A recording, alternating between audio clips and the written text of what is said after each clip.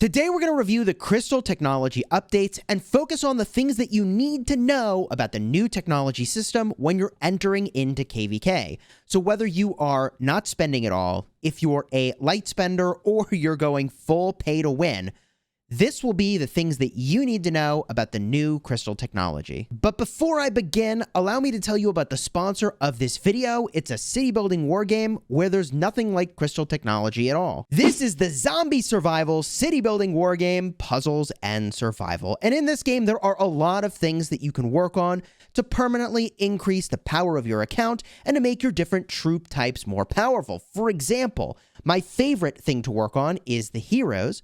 And my favorite hero happens to be Ulrich, who does a bunch of fighter attack. There are 4 different troop types in this game. You've got your fighters, which are like infantry. You've got your shooters, which are like your archers. And then your riders, which are like cavalry. And these really awesome looking vehicles, which are the equivalent of the siege units. These actually look insane, although they are mostly used for gathering resources. Don't be fooled by all the missiles on there, which, I mean, looks absolutely amazing. But there's even a promotion going on right now in-game. It's a crossover event with The Walking Dead, where you can collect a bunch of cosmetics and buffs related to the characters and the places from The Walking Dead. So, for example, if you've been following my channel for a while, you know my friend named himself after the character Negan. And that theme is now collectible in-game. So I can make the heroes that I've already been working on, Myers, look like Negan from The Walking Dead, which is pretty cool. If you want to check out Puzzles and Survival, use the link in the description. That's going to take you to the Amazon Appstore. In the Amazon Appstore, you'll be able to download Puzzles and Survival, or if you don't already have the Amazon Appstore downloaded, you can download it to your Android device, to a PC if you're on Windows 11, or even if you're using an emulator, you can download it there. And by doing so, not only will you support the channel, but you can make purchases in-game at a discount. This is done with Amazon coins.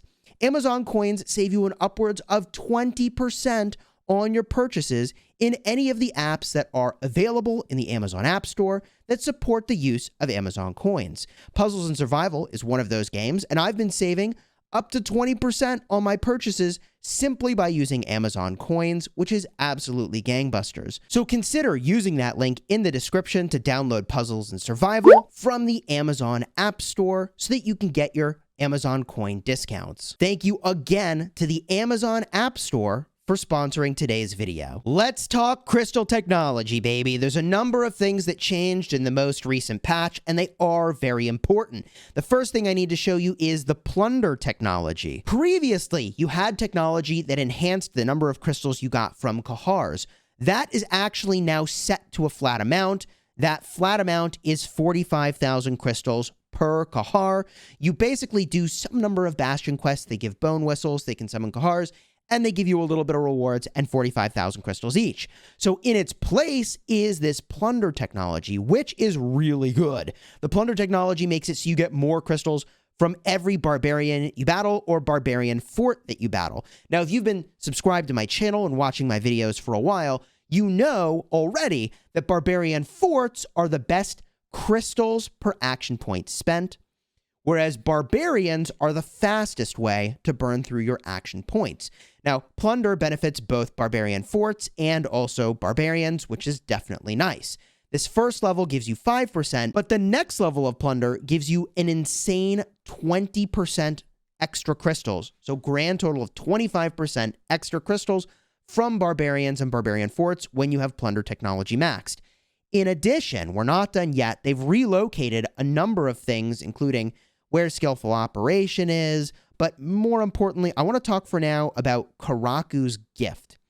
Karaku's Gift is another technology substitution. They got rid of the first aid technology, which gave you a little bit of a heal every time you smashed a barbarian, but now you get crystal gain speed increase when you do the Cow Karak event. The interesting thing about the way the Cow Karak now works is that not only do you get a bunch of crystals for every level that you beat in this event, but also you now get an hourly crystal rate based on how far you've gotten.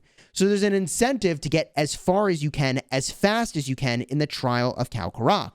You can see here, I tapped the little crystal thing over here. Look at this. Boom. I tapped that in the center screen and I got my crystals. Now I've already beaten the easy difficulty here, which is giving me a grand total of 2,535 crystals per hour. Now the reason it's giving me that many crystals per hour is in part because of my technology. I went in and I buffed up my technology a fair amount, actually. In fact, as much as I could possibly get for Karaku's gift. This is giving me the 35% on the first level, and then I've got another 34% on the next level. The grand total you can get from Karaku's gift 2 is another 65% boost here. So we're talking about a grand total of 100% boost to the crystals you get per hour from the Khal Karak. And that might not seem like a big deal, but before the first pass even opens, I'm going to get almost 500,000 crystals just from the hourly crystal gain from Khal Karak. And that's just the first level of this event. So what I want to say, regardless of what your level of spend is, when you're looking at this new technology and you're entering into KVK, in a perfect world, you are awake when you can have the KVK pop, which is just around reset. The first thing you go do is you set your Lost Canyon team. That'll give you a rank and seed you really high compared to everybody else. From there, you're going to go work on your crystal mine and your research center, ideally maxing your crystal mine right away. And once you are working on your technology, there's a number of technologies you're going to want to work on. I'll explain that. But also, as soon as the Chronicle completes for Khal Karak, you want to do that right away because there's already hourly crystals you can get there. And as soon as you can start doing bastions, boom, you want to start doing bastion quests to get the additional crystal speed from that as well. Okay, so ideally, you've got like a 4 to 5 hour play session from reset to do all the things that are going to happen. Of course, you can just like maybe go to bed early, depending on what part of the world you're in, and wake up early so that you can do that if you're in like Europe, without getting into managing everyone's individual schedules. There's a lot you want to do right away to take advantage of all the crystal gain. What was really unusual from this is that they added a lot of barriers and requirements for different technology. So, for example, I want to do more economic tech. I'm all in on economic tech, baby, but I'm blocked. I'm at Plunder 2, 6 out of 10. And to go any further, I've got to get Barbarian reports higher. Well, Barbarian reports requires swift marching, and this swift marching requires all of the combat tech before it to be 10 out of 10. Bro, this is like another 13 million crystals that I need to do, roughly, in order to get all the things I need to do to get more economy. This is also true of skillful operation. Skillful operation reduces your crystal cost, which is really, really important. So you want to get skillful operation as high as you can, as fast as you can. So what I learned is that even now, skillful operation going from 6 to 7 is going to require marching orders to 7. And that, by the way, is going to require swift marching to 7, which is all this other stuff.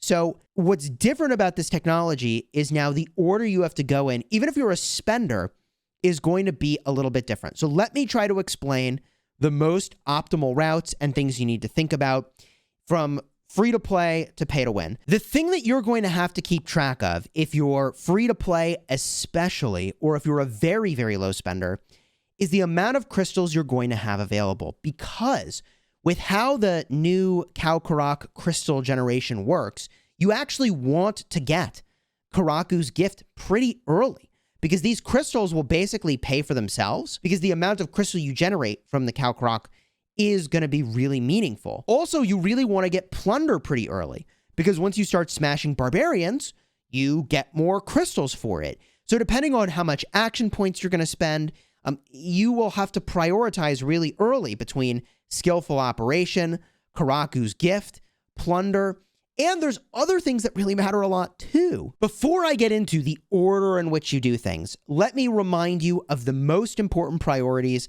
right when you enter KVK, which is your economic technology. My philosophy for what to invest in and when depends on when you want to peak your technology. When do you want it to be optimal? Do you want to have the optimal technology for a Zone 5 fight? Or do you want to start to optimize for the Kingsland fight or something else entirely. This is important to keep in mind. I personally want to have a break even on all my investments of crystals for my very first fight. And the reason that I think that way is that at that point, I know that economic tech is like getting me more crystals, for example, right? Like having technology like crystals earned from bastions. This is nice, but it's costing me crystals to get this. And those are crystals I could have put into combat technology instead, which if I don't have combat technology, that means it's going to cost me more resources and speed ups when I'm field fighting.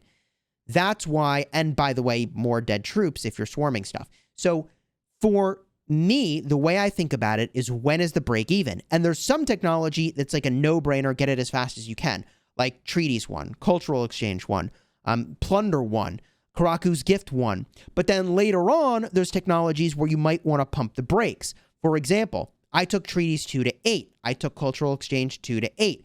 And again, I bought all the pop-up bundles.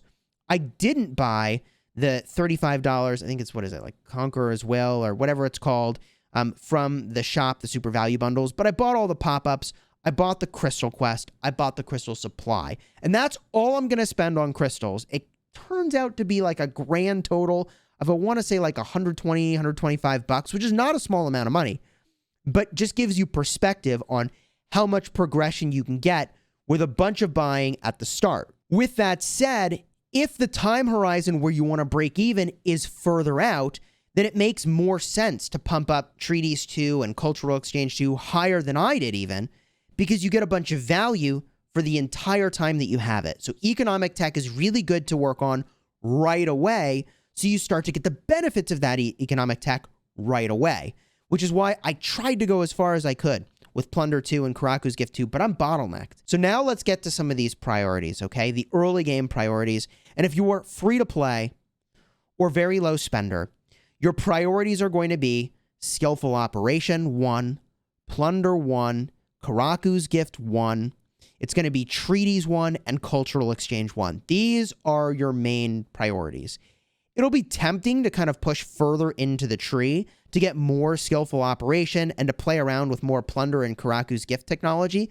But I'm going to tell you these prerequisites in just a minute, and I think it makes sense to just stay focused on the earlier part of the tree and the value that you get here. Now, if you're spending, it's going to be a slightly different equation, but let me first walk through these prerequisites. Skillful Operation 1, the prerequisites are unchanged. Going to level 3 is going to require larger camps to level 3, and I believe that at some point larger camps might have also required some amount of swift marching, but those are all fine things to have. You want those. I think you do want to get the Skillful Operation cost reduction. It's worth getting that. From there, when you look at Plunder 1, this had a couple prerequisites. It required Barbarian Reports 1 to level 5. So you're going to have to max your Barbarian damage. You wanted to do this anyways, but it is worth mentioning that it's required. And to get this to level 5, weirdly enough, they jump you way deeper into the tree and are going to require you to have Cultural Exchange to 7 out of 10. It's like a really weird requirement. So keep that in mind, that you'll be able to get Plunder to like 4 out of 5, and then you're going to have to go way over here if you want to go any further with that one. Also, Karaku's Gift 1 is going to require, to get past level 3, or you're going to have to get Karaku Reports maxed out. So normally I would tell you, you don't have to do this because the Karaku level 1 is so easy to beat, the easy difficulty, but you actually have to get this to get the extra crystal gen, and I think this pays for itself even before the first pass fight, so it's very worth having as soon as you can sort of pick it up. These to me feel like the things that you want to focus on if you're free to play or if you're low spender, and depending on how much you're spending, you look further down the tree. And there were a bunch of prerequisites over here. As you can see, I'm gated, which is really important because this has huge implications for what a big spender will do. I'll explain that in a minute.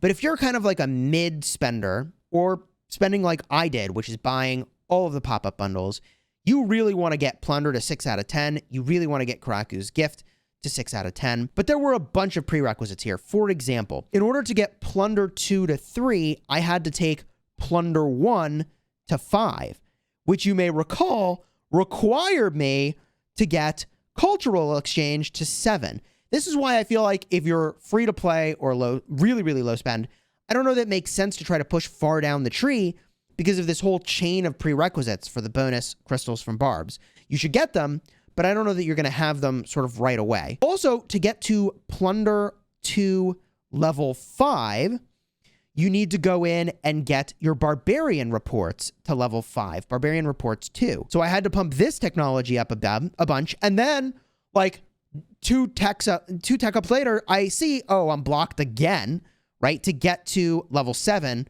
I've got to have Barbarian reports level 8. And these same sorts of prerequisites are here for Karaku's gift level 2. For Karaku's gift level 2, I had to go back. I believe it was at the same tiers that I did for Plunder. I think it was at level 3 and level 5. And I had to go and do Karaku reports. It was the same sort of thing where I had to pump this up in order to get the later technology. And I think it's worth it because these crystals that you're generating, that like the payback window is pretty fast. But I'm bottlenecked with this one. As you can see here, to get it to 7, I've got to go back and get Karaku reports to 8. And to do that, I got to do Swift Marching. And to do Swift Marching, I need like another 13 million crystals. It's like insane. So if you were low spending, I think you really do want to focus on the early part of the economy. Make your way, if you have enough crystals, to Cultural Exchange 2 and Treaties 2 and maybe a little bit of Skillful Operation. And try to get some of that early economy tech going to enjoy that for like the duration of the KVK. You could do maybe a little bit of the Plunder and the Karaku's Gift, but you got to keep in mind that you can't push those as far as you would like right away. Like my instinct here is to go in and max this out on day 1, and you simply cannot do that. And the implication for a big spender, depending on how patient you can be, is that if you are max purchasing every single day, I'm pretty sure that what you'll be able to do is you are not going to want to progress past this level of Plunder 2 and this level of Karaku's Gift 2 exactly as I have it.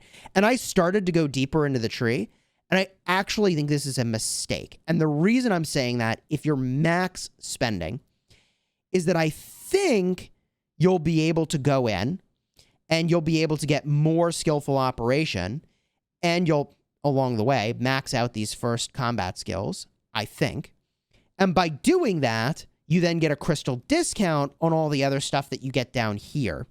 I'm not sure yet if that is going to be the most optimal path, but I have a suspicion that it will be. At some point, I'll have to do the math to see the total amount of crystals you can get, and then also how far you could potentially push with improved morale, depending on where you prioritize your crystals. But, you know, the way you used to prioritize this back in the day is that you would only focus on the level 2 combat tech for like a couple troop types, and you go all in on like a couple troop types. Like for me on this account, it'd be all in infantry, and then I go 10 out of 10, or I guess it'd be 6 out of 10, maybe 10 out of 10 on Quench Blades 3, and then I try to get like as much improved morale as I possibly could, which is your all damage boost, super important. And there is one other technology here at the very end, Surprise Strike.